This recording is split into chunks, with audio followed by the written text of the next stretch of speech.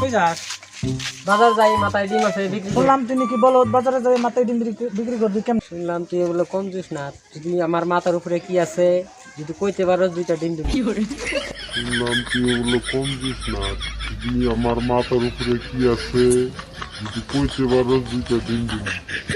তোর মাথায় আমার মাথা দেখি চুলকায়, একটু সহজ করে দে।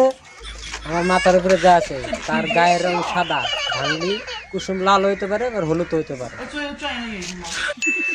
ও বুঝছিস, তোর মাথায় নেম্বু।